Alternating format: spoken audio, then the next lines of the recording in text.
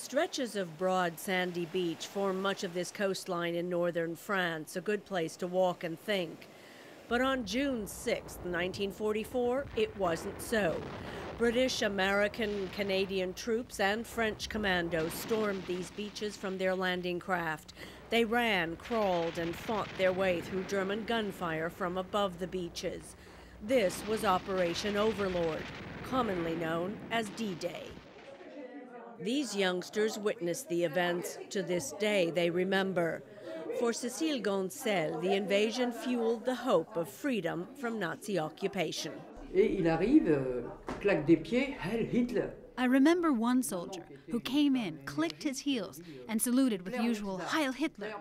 My mother, who was a very forthright woman, said, "No, no Hitler here. Hitler will soon be gone." My father tried to quiet her down. The German soldier just mocked her and said, "No, no, madam, it's the Allies who will be gone." There were fears the Allies might never come, but they did. First, the Americans parachuted behind German positions. Some of them landed here at the family chateau of Suzanne Duchemin.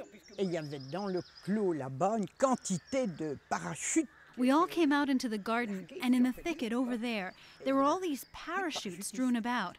And there were about 15 American soldiers here, all very relaxed as they came towards us. Léon Gauthier was a young French commando. He took part in D-Day with very clear instructions. They fire at you, they go straight forward, don't stop.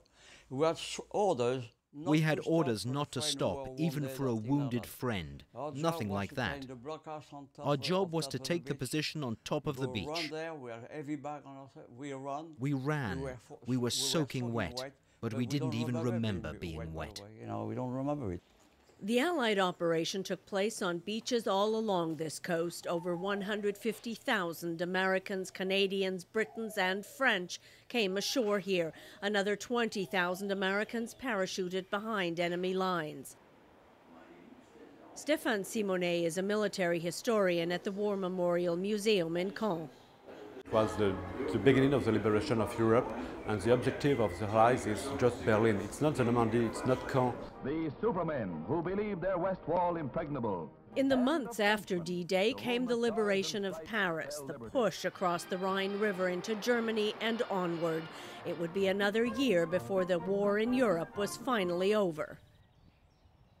The sacrifices were great. In the U.S. cemetery at Colville-sur-Mer lie the remains of more than 9,000 Americans who died on the beaches of Normandy or in the hinterland in the weeks that followed. In the nearby German cemetery at La Combe lie nearly 20,000 German soldiers. In all, over 425,000 Allied and German soldiers were killed, wounded, or missing in action during the fighting in Normandy. Thousands of French civilians were also killed, mainly in Allied bombings. Henri Jean Reynaud witnessed the events. For us, the liberation was something extraordinary. Very often wars cannot be justified. But this one had to be fought, had to be won. Every year, Allied leaders come here to commemorate those days and the liberation of Europe. This year is no different. Sonja Pace, VOA News, Sainte-Mère-Église on the Normandy coast.